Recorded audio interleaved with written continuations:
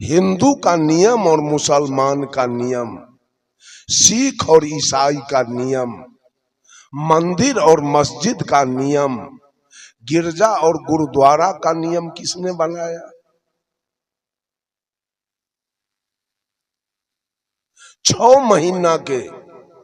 मात्र 6 महीना के हिंदू के लड़का, एक हिंदू का बच्चा, एक मुसलमान का, एक सिख का और एक ईसाई का, 6 महीना के बच्चे को एक कोठली में रखा जाए और किसी अनजान आदमी से कहा जाए कि इसमें से मुसलमान वाला लड़का निकाल के ले आओ।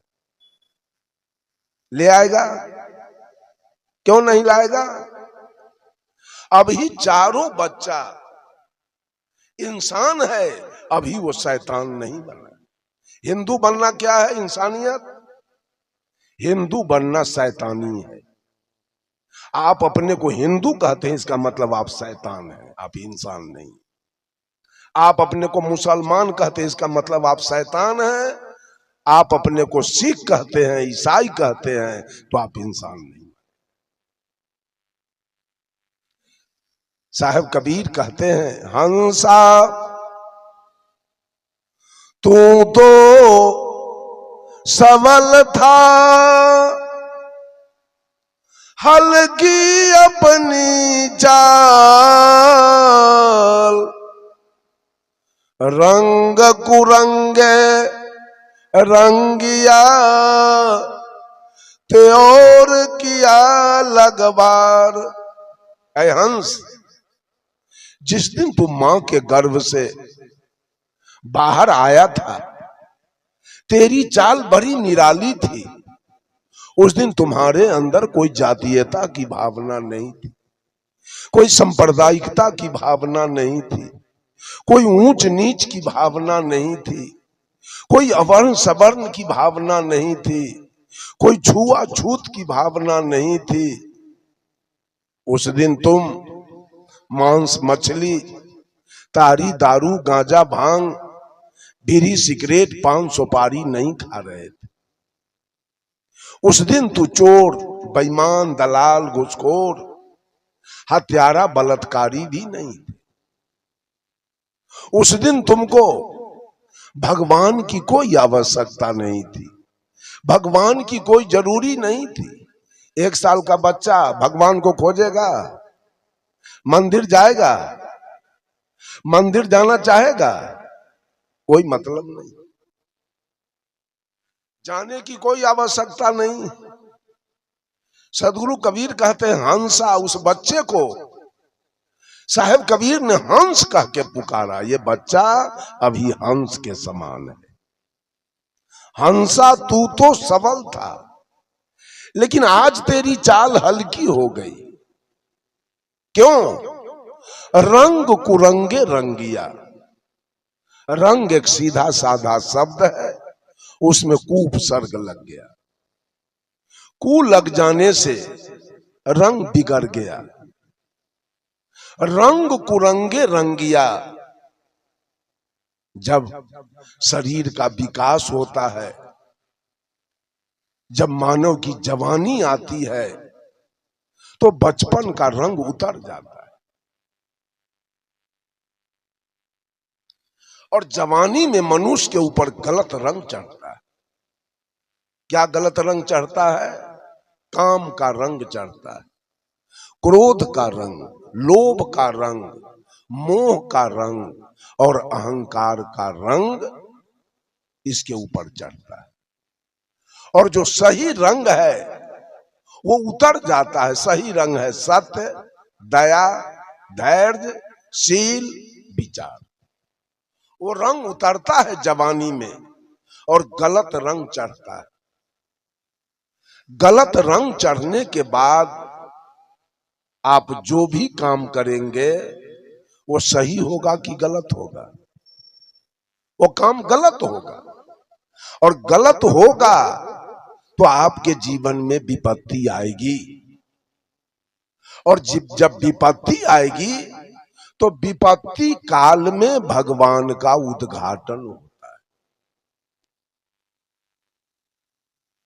आप कहीं जा रहे हैं और कहीं श्मशान भूमि मिल गया, भूत का भय हो गया, डर हो गया, दुख हो गया, तुरंत आप भगवान को पुकारते हैं, जय हनुमान ज्ञान गुण सागर, जय कपीस तिहु लोक उजागर।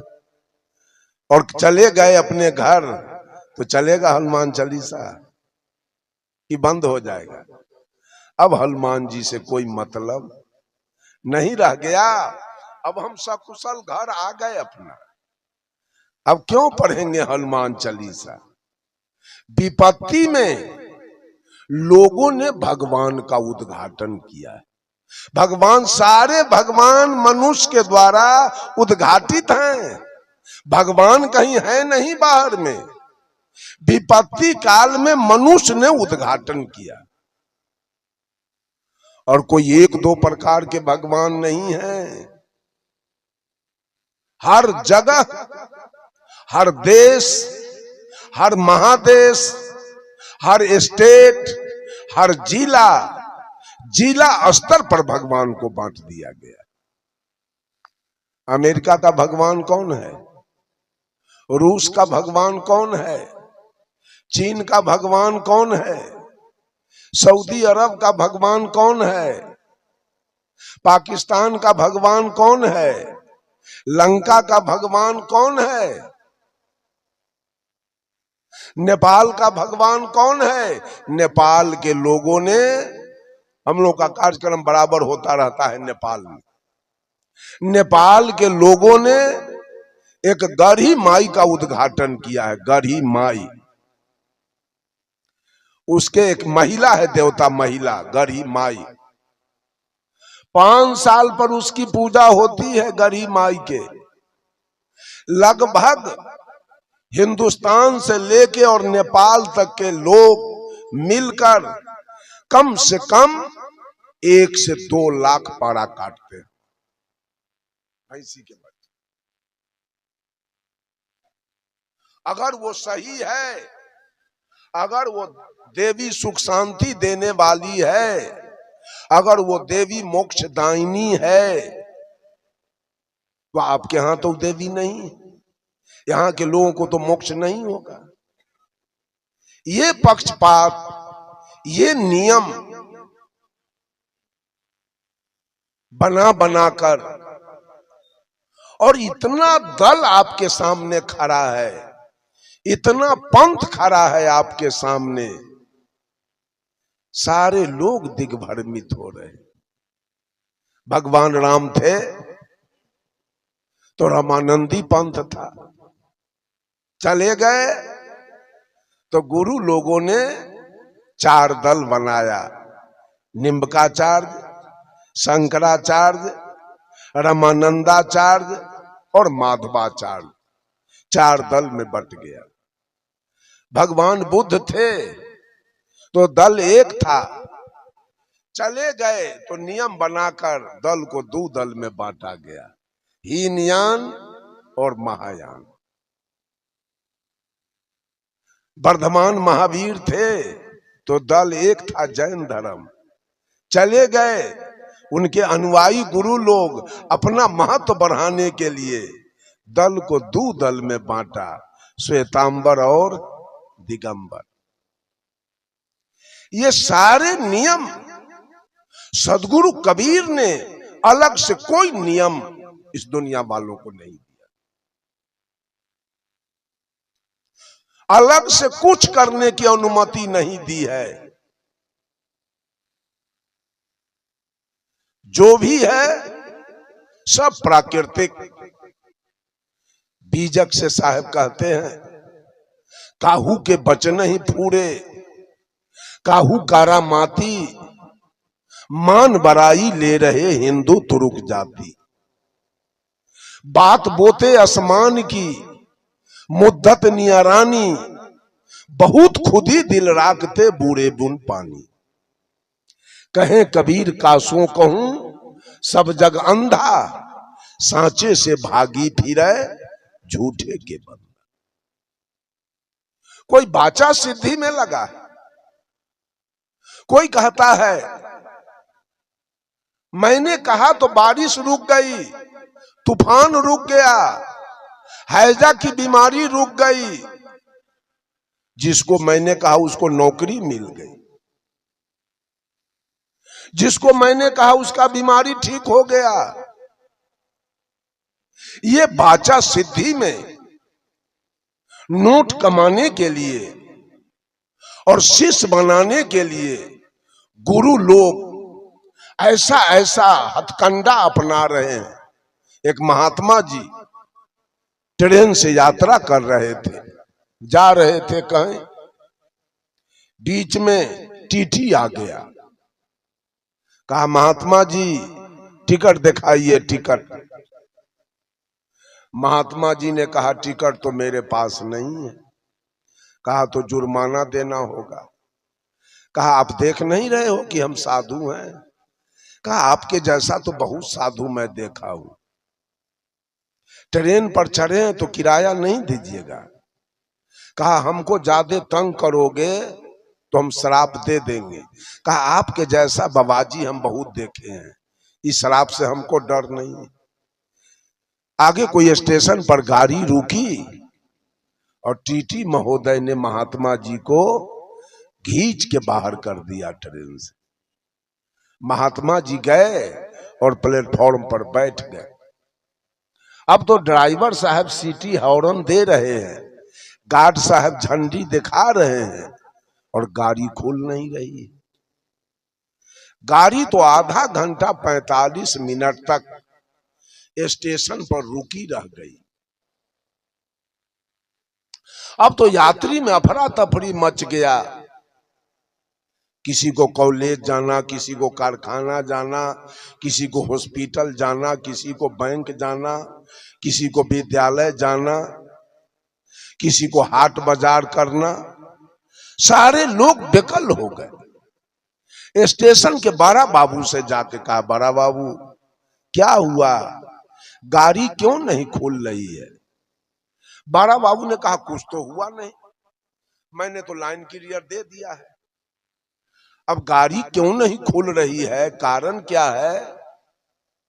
तो एक यात्री कहा कि यही टीटी महोदय साधु बाबा को गर्दनिया देके उतार दिया, उस समय से गाड़ी नहीं खुल रही। तो बारा बाबू ने टीटी से कहा कि आप साधु बाबा से माफी मांग लीजिए कि गाड़ी खुल जाए। टीटी ने कहा ऐसा नहीं होगा, हम माफी नहीं मांग सकते। तो बारा बाबू ने कहा तो जनता से मार खाइए। टीटी को भय हो गया, अब जाके साधु बाबा से माफी मांग लिया, बाबा हमको क्षमा कीजिए, हमसे गलती हुई। क्षमा मांगा, गाड़ी हॉर्न देके खुल गई। अब तो साधु बाबा के गरिमा महिमा की क्या ठिकाना है। इतनी इनकी महिमा बढ़ी, लोग ने विचार किया कि इतना ताकत इस साधु में है कि इसके बुद्धि से, ज्ञान से 45 मिनट स्टेशन पर गाड़ी रुकी रह गई। अब ऐसा गुरु से कैसा गुरु चाहिए। अब तो जब चेला बनना शुरू हुआ तो 1-2 बरस बीते बीते 2-4 लाख चेला महात्मा जी, और 2-4-5 बरस के बाद महात्मा जी जब मरने लगे तो जिसको इन्होंने उत्तराधिकारी बनाया था, जिस शिष्य को, कहा गुरु जी अब तो आप जा रहे हैं, मठ हमको दे दिए, जमीन हमको दे दिए, गाय भैंस हमको दे दिए, सारा चेला चटिया हमको दे दिए, आई मंत्र ले जाके क्या कीजिएगा? ये भी तो दे दीजिए कि हम भी लोगों का उपकार करेंगे। महात्मा जी ने पूछा कौन मंत्र लेना है? कहा जिस मंत्र से 45 मिनट स्टेशन पर गाड़ी खड़ी रही वो मंत्र हमको चाहिए। महात्मा जी ने कहा बेटा मंत्र से गाड़ी नहीं रुकती है। मैंने 5,000 घूस ड्राइवर को दिया था, 5,000 रुपया घूस गार्ड को दिया था और 5,000 घूस इस टीटी को दिया था। 15,000 रुपया दिया और इनको कह दिया मैं कि आधा घंटा से 45 मिनट तक स्टेशन पर गाड़ी को रोक दो कि हमारा गुरुओं धंधा शुरू हो जाए। 45 मिनट रोका, 15,000 खर्चा, अब तो लाख के लाख बन की विदाई आ रहा है। बंधुओं, ये गुरु लोगों की धंधा है। अपना अपना महत्वाकांक्षी बनने के लिए, अपना नाम समाचार पत्र में छपवाने के लिए, अपना नाम टेलीविजन पर लाने के लिए, अपना नाम समाचार रेडियो से निकलवाने के लिए, अपना महत्वाकांक्षी बनने के लिए इन नाना प्रकार के पंथ बना बनाकर और सारी जनता के बुद्धि का ऑपरेशन। तभी तो साहब कबीर ने कहा, पछा पछी के कारणे सब जग रहा भुलान, निरपक्ष हो के जो भजे सो ही संत। आप लोग दिग्भ्रमित होने की आवश्यकता नहीं। कबीर ने, सदगुरु कबीर ने आपके साथ कोई बेईमानी नहीं की है। साहब कबीर ने आपके साथ कोई पक्षपात नहीं किया है,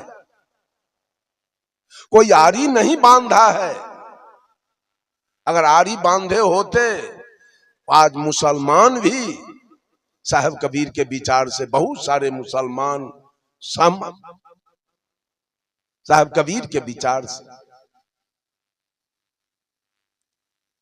उन्होंने तो स्पष्ट कहा मुसलमानों से, दिन में रखते हो रोजा, रात हनत हो गाय, यह खून वह बंदगी, कसकर खुश खुदा।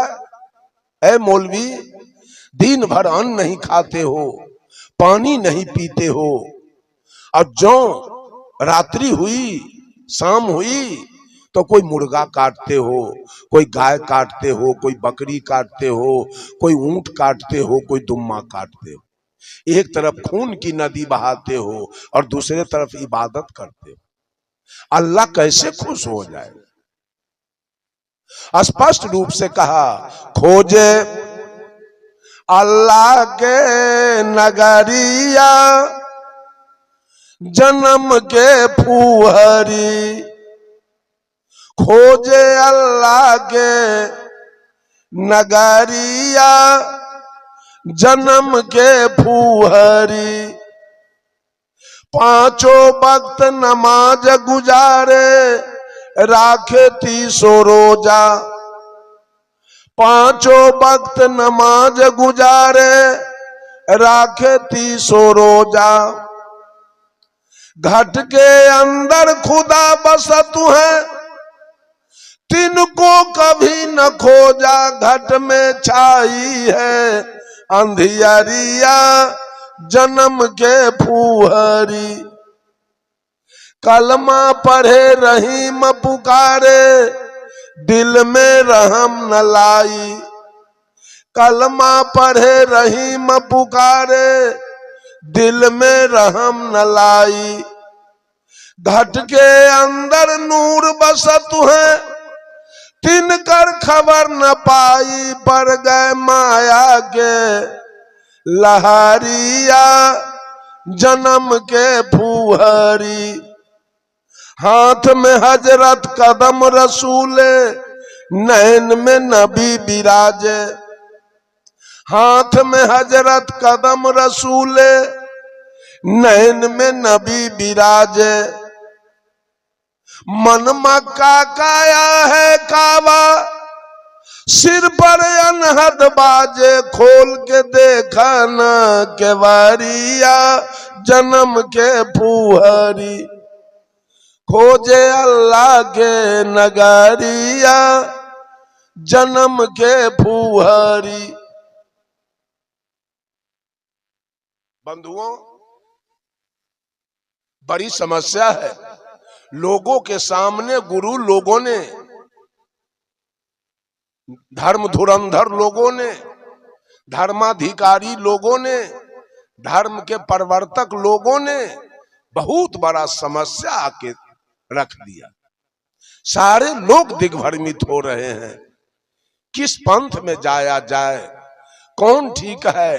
ये तो मैं कबीर पंथ की बात किया।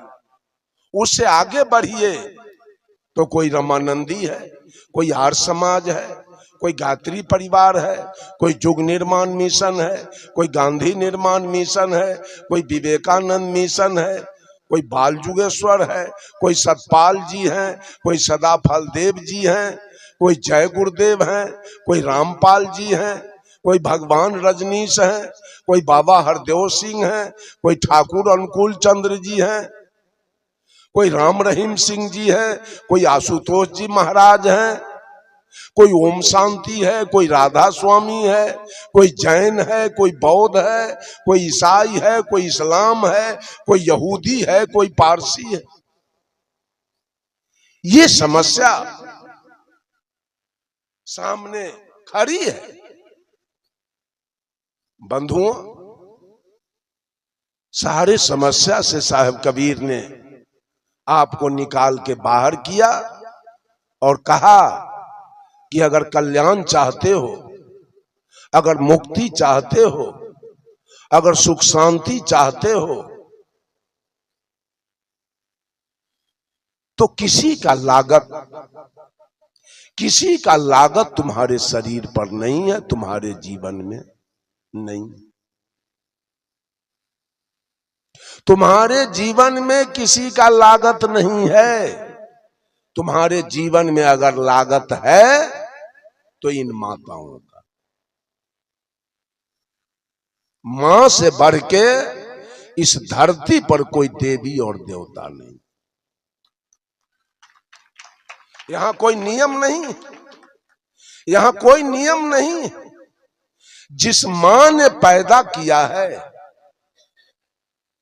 जिस मां ने अपना, कल साध्वी जी भजन गाई थी, मां बाप से बढ़कर जग में कोई दूजा नहीं खजाना।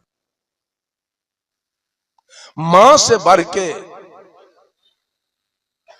अगर मां की सेवा पर आप आते हैं, किसी का हिम्मत है कि इसका विरोध कर दे?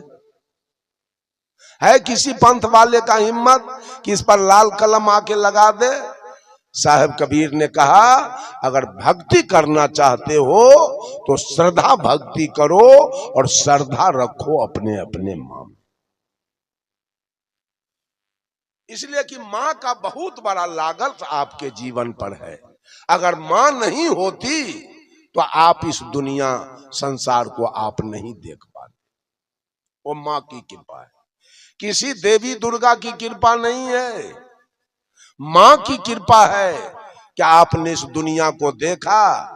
और मां की कृपा है कि आपने सारे ऋषि महर्षि, सारे वेद पुराण कुरान बाइबिल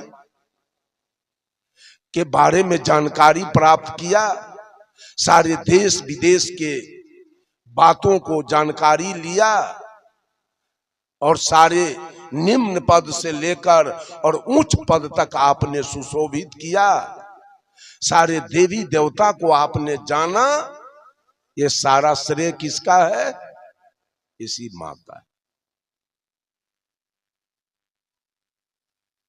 इसलिए मातृ भक्ति सबसे, हमारे पूज्य गुरुदेव आचार्य श्री धर्म स्वरूप साहब कहा करते थे मंच से कि बेटा अगर पूरे शरीर का चाम उतार कर और मां के पैर के अगर वो जुत्ती बनवा दे, चप्पल बनवा दे, तब भी मां का कर्जा बेटा से सधने वाला।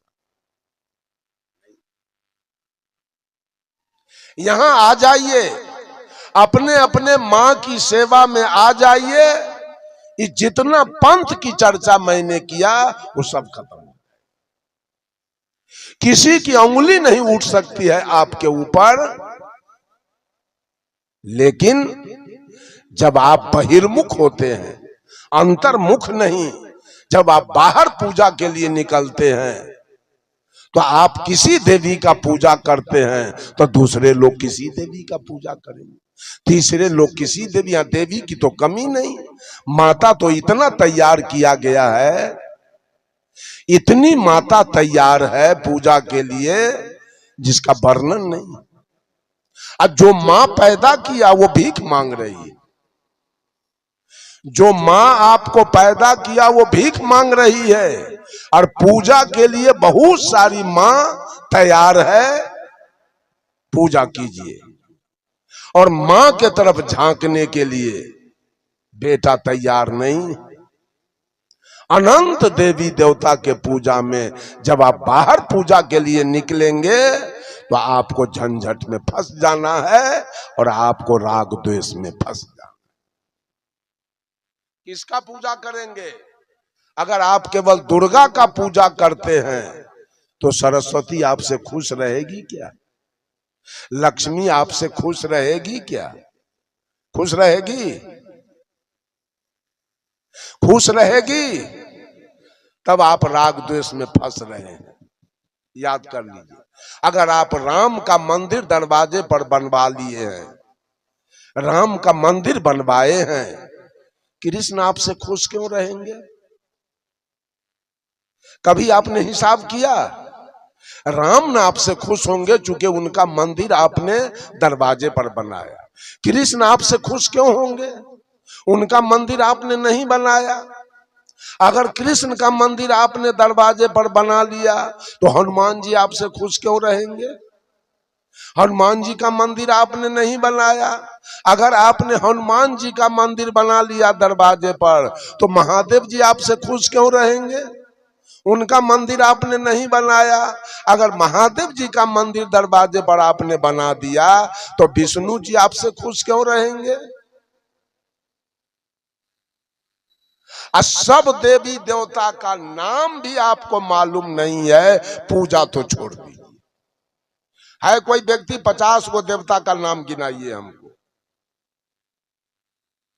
कोई गिनाएगा? किसी को पता? तो 56 करोटी का पूजा कैसे होगा? जब नाम मालूम नहीं है तो पूजा कैसे होगा?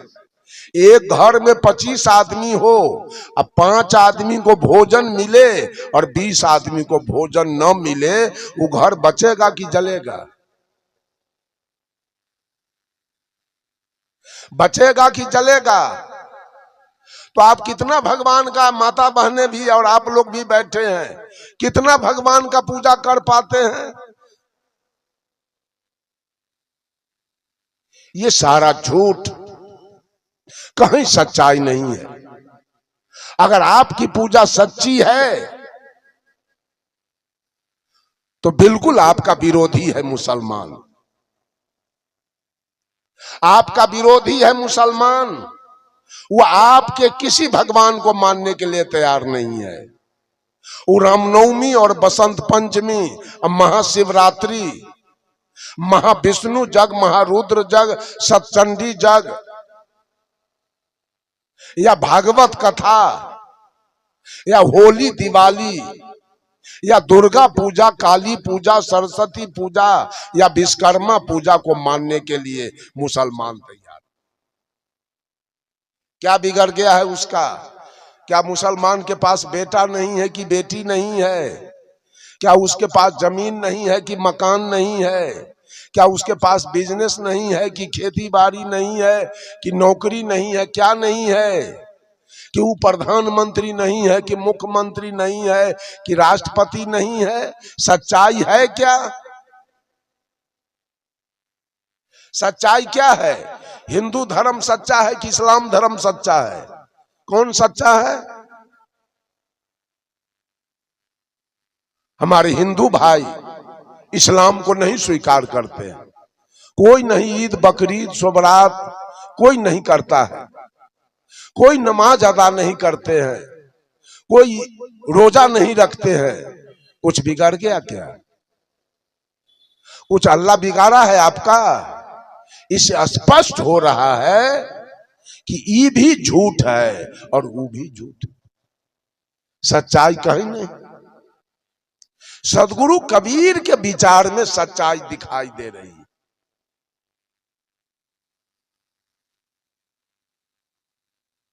अगर कबीर के विचार से अलग थलग होकर आप सुखी जीवन जीना चाहते हैं, अगर आप शांतिमय जीवन जीना चाहते हैं, अगर आप मुक्ति पाना चाहते हैं, तो कतई संभव नहीं है, यह कभी होने वाला नहीं।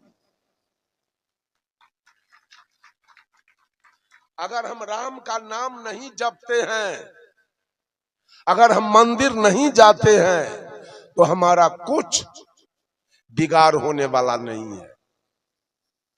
अगर हम कृष्ण का नाम नहीं जपते हैं, हमारी कुछ हानि होने वाली नहीं है। अगर हम हनुमान जी को नहीं भजते हैं, हमारा कोई नुकसान होने वाला नहीं है। लेकिन अगर कबीर के विचार से अगर हम अलग होके चलना चाहते हैं, तो हमारा नुकसान है, हमारे जीवन में दुख और विपत्तियां।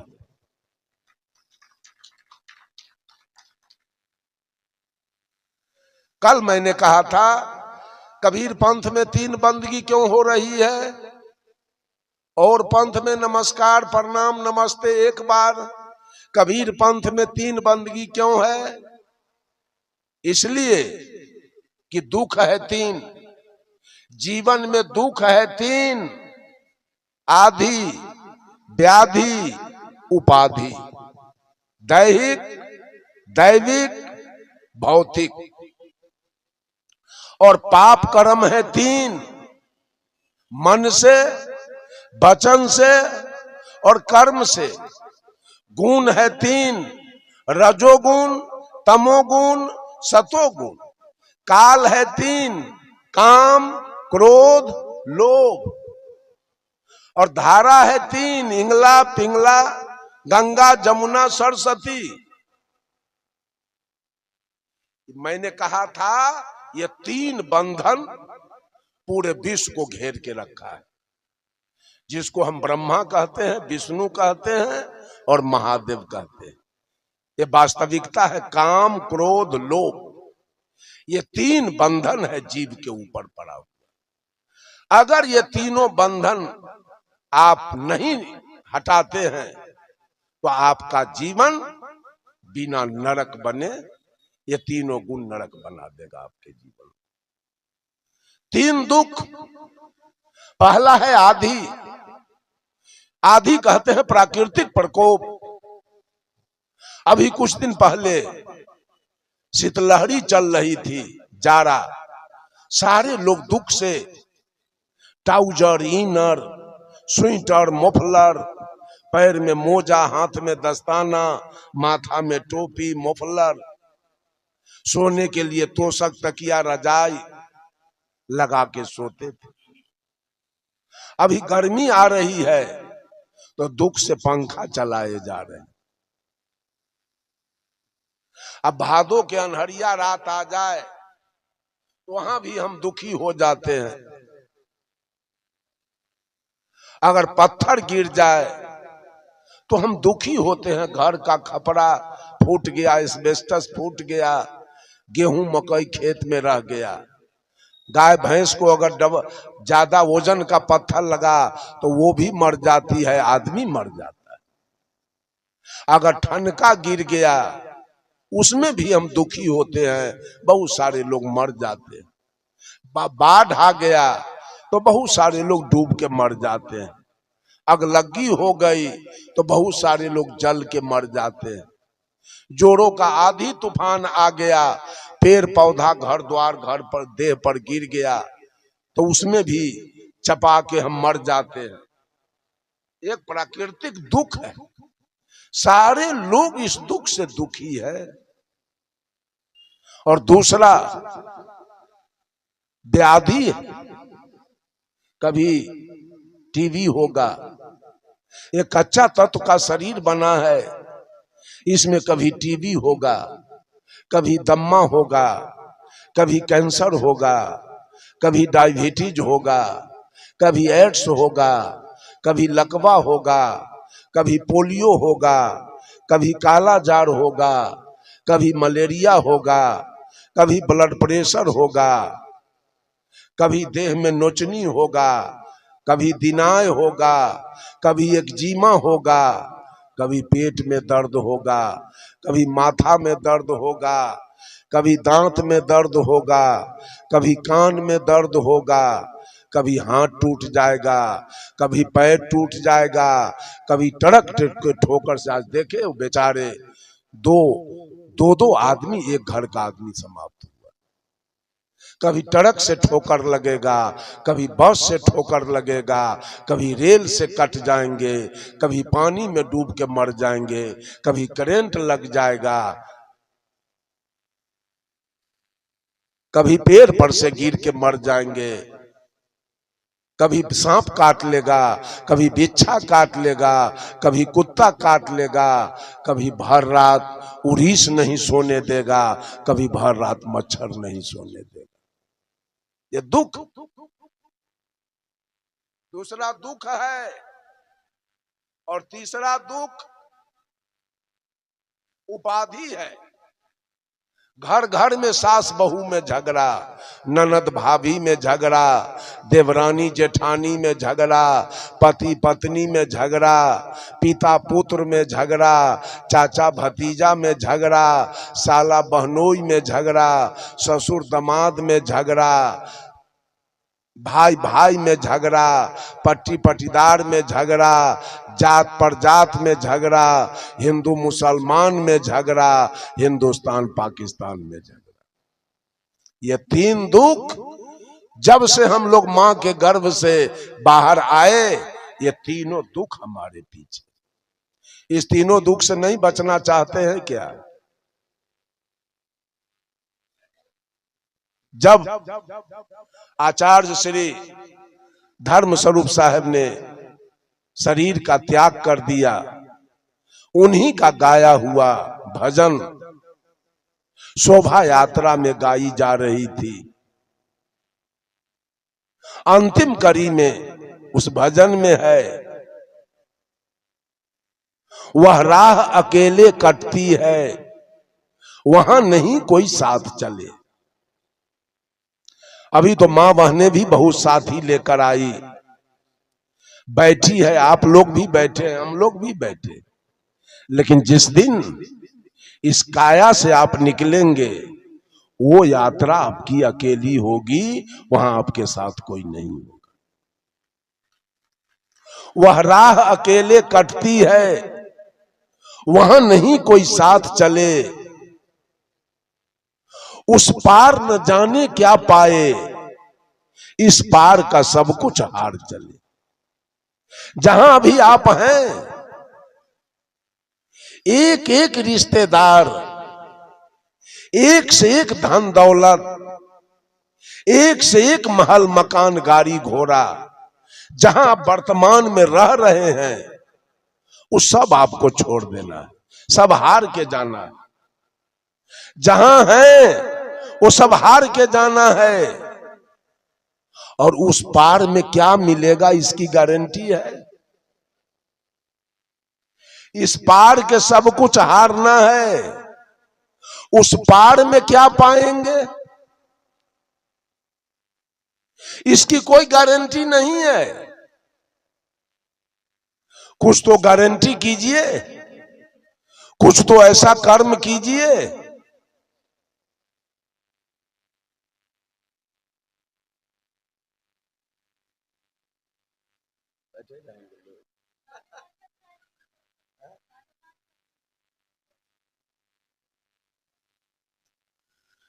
बंधुओं, माताओं, बहनों, ये तीन दुख मेरे पीछे पड़ा है,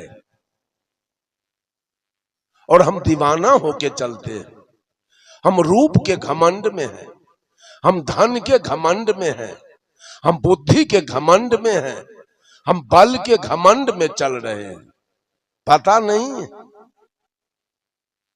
कबीर साहब कहते हैं, काल खरा सिर ऊपरे, जागू बिराने मीत, ऐ मीत जरा जग के रहो, जाके घर है गैल में, सो क्यों सुते निचिंत।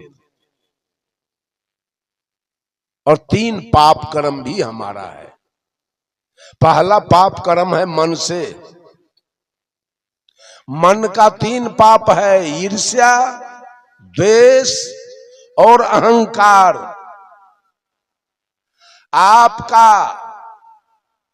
अपने परिवार के लोग, आपके चाचा के लड़का अगर आईपीएस हो गया, आईएएस हो गया, तो आपको रात्रि में नींद नहीं आएगी, ईर्ष्या से।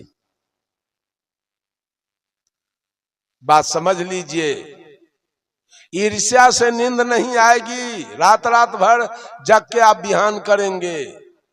आपके बगल वाले फ्लैट खरीद लिया है, आपके बगल वाले 50 बीघा जमीन खरीद लिया है, आपको ईर्ष्या होगा, आप नींद रात भर नहीं सोएंगे।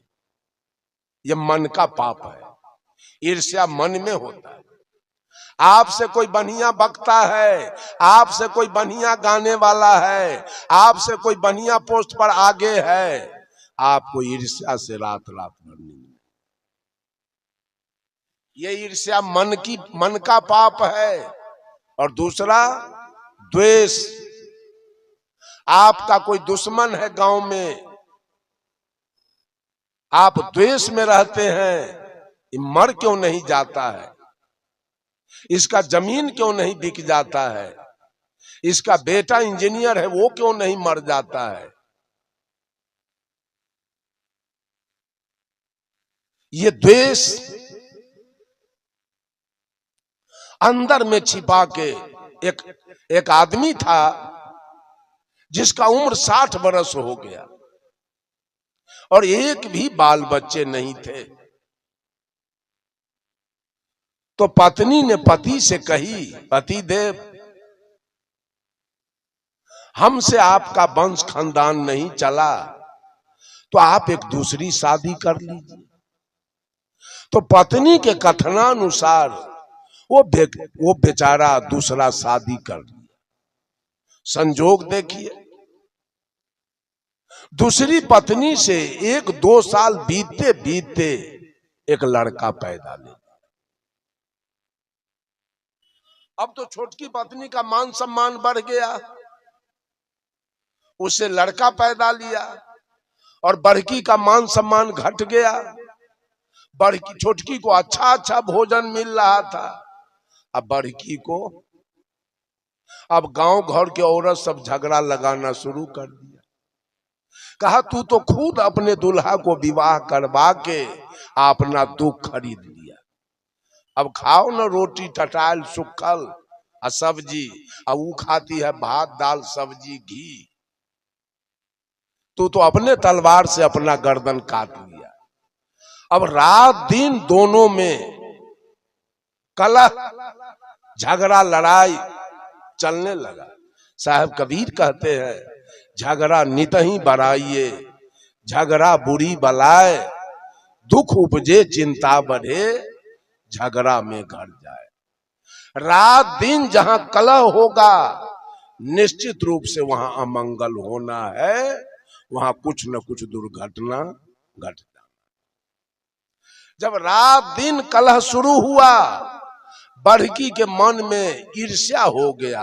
आखिरकार बेटा के चलते इसका मान सम्मान इतना बढ़ गया, हे भगवान, इसका बेटा जो मर जाता